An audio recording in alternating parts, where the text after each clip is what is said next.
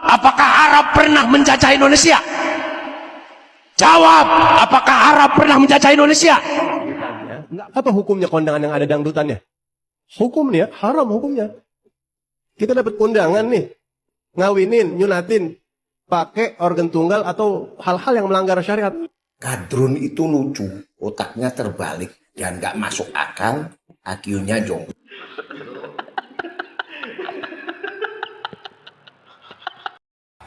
Yang waras tidak boleh mengalah terhadap mereka para pencuri agama yang menjadikan agama sebagai alat politik. Assalamualaikum warahmatullahi wabarakatuh. Om Swastiastu, Namo Buddhaya, salam kebajikan. Sahabat-sahabat Tolang 9 yang saya hormati dimanapun juga berada. Video yang saya tampilkan di awal tadi itu adalah dua kadrun Yaman yang seolah-olah manusia tanpa dosa menyampaikan sesuatu yang seolah-olah itu tidak bermasalah bagi dirinya. Misalnya yang pertama itu Pak Tua itu, si kadrun Pekok, dia mengatakan bahwa apakah Arab pernah menjajah Indonesia.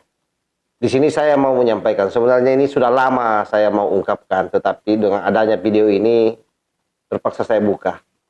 Bahwa yang pertama saya mau tegaskan, penjajahan sebenarnya itu tidak saja dimaknai dalam bentuk fisik, tetapi termasuk soal pemikiran. Itu kadang-kadang juga orang menjajah orang lain dengan mendikte cara berpikirnya. Termasuk saya kira kalau kita bicara dalam konteks hari ini, di mana kita dengar sendiri pada cuplikan yang kedua itu yang mengatakan bahwa lagu dangdut itu dangdutan itu haram, itu kan sebenarnya bentuk penjajahan. Penjajahan yang saya maksudkan di situ karena mencoba memaksakan apa yang menjadi pahamnya, sementara sesuatu yang masih menjadi perdebatan antara halal dan haram itu tidak perlu kita mempatenkan bahwa itu haram. Soal musik ini, dangdutan ini kan bukan kali ini saja menjadi perdebatan, dan itu sampai hari ini.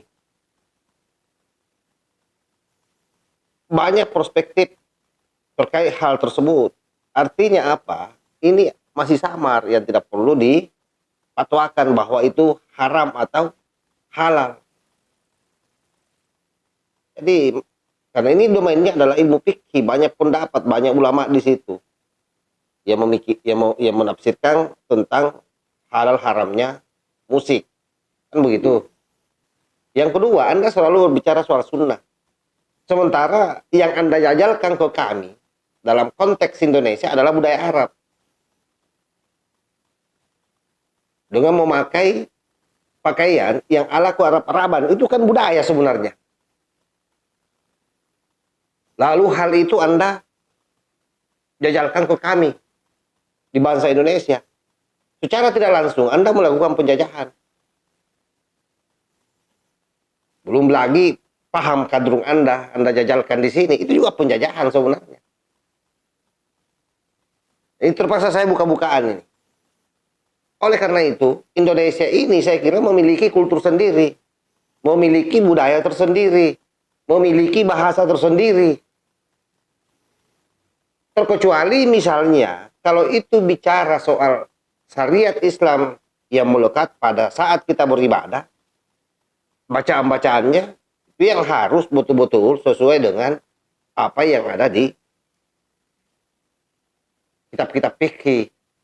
Itu lagi di situ tergantung Anda ikut kepada siapa, Imam Syafi'i kah, Maliki kah, Hambali kah, atau Hanafi. Banyak imam mazhab di situ. Kalau kita di Indonesia ini kan jelas ada 4, dan salah satunya itu kan tidak perlu ada yang saling memaksakan kehendaknya. Nah, model-model kalian ini yang selalu memaksakan kehendak, itu yang dimaksud dengan penjajahan itu. Jadi jangan berpikir bahwa penjajahan itu hanya terjadi dalam bentuk fisik. Jadi termasuk pemikiran, bagaimana memaksakan budaya satu daerah masuk ke daerah lain. Dan di mana-mana kalau itu dilakukan pasti yang terjadi adalah konflik horizontal. Pasti itu.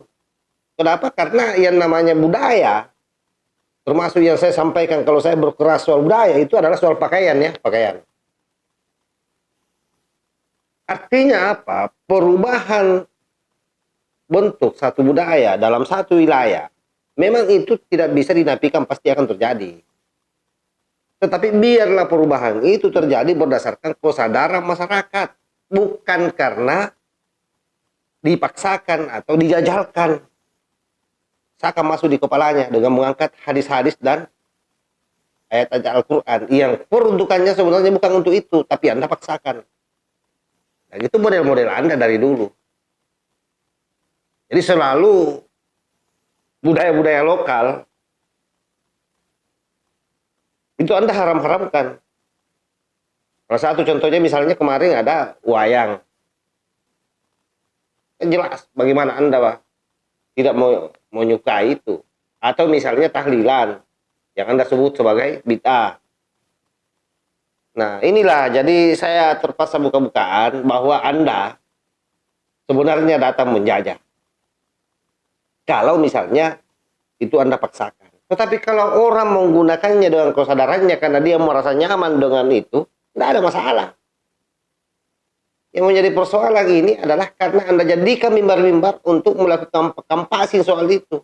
Seolah-olah bahwa itu adalah sesuatu yang menjadi kebenaran mutlak dari Tuhan. Kebenaran mutlak dari Nabi besar Muhammad SAW. Sementara ada kebenaran-kebenaran lain yang juga dibawa oleh ulama. Contoh konkretnya, perbedaan antara Nahdlatul Ulama dengan Muhammadiyah, kenapa sampai hari ini berdamai? Tidak ada masalah, karena mereka saling memahami. Orang Muhammadiyah paham apa yang dilakukan oleh orang NU juga paham apa yang dilakukan oleh orang Muhammadiyah. Sehingga bisa hidup rukun dan damai. Itu. Karena lebih awal kita saling memahami, beda kalian. Kalian ini memang kurang ajar. Memaksakan hal-hal yang ada di pikiran Anda, yang kita juga tahu bahwa sengaja Anda lakukan itu semua karena ada agenda di belakangnya yang ingin merombak Pancasila dengan sistem khilafah. Kan itu orientasi akhirnya sebenarnya. Lalu mencoba mengorek-ngorek soal budaya lokal. Kenapa? Karena Anda tahu bahwa yang membuat bangsa Indonesia sampai hari ini bertahan, tidak bisa diganggu oleh negara-negara lain, itu karena kekuatan budaya.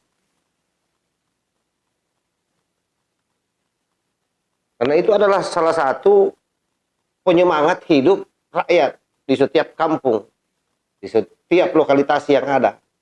Makanya di Indonesia kaya dengan budaya. Dan mereka pasti mau mati kalau budayanya diganggu.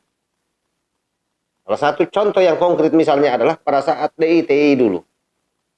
Ketika DITI dulu masuk di Sulawesi Selatan, ada satu daerah yang namanya Kecamatan Kajang, daerah Kajang, itu membentuk satu pasukan khusus. Yang waktu itu ya dia sebut dengan Dompea, hanya untuk melawan DITI. Gitu. Karena apa? Karena mereka merasa bahwa kalau ini yang kemudian menjadi penguasa, maka bisa-bisa budaya kita habis semua. Karena ada tradisi membaca doang. Itu semua mereka pasti akan habisi dengan asumsi pemurnian agama Islam. Oleh karena itu, pola-pola seperti ini sudah pernah terjadi sebelumnya. Sehingga memang kita hafal betul apa yang menjadi agenda kalian. Cuma memang hari ini Anda dominan tidak dalam konteks kekerasan seperti yang terjadi di masa lalu. Kenapa? Karena jumlah Anda masih kecil. Kemudian backup internasional Anda masih ragu. Kenapa? Karena itu tadi ada sejarah panjang soal perlawanan rakyat Indonesia terhadap penjajah.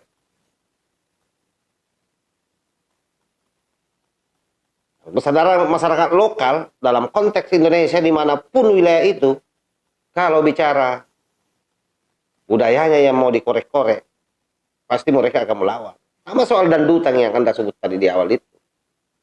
Dandutan itu, terutama di daerah Jawa, itu sesuatu yang wajib ada kalau setiap ada acara di sana. Kenapa? Karena itu sudah menjadi bagian dari kehidupan masyarakat.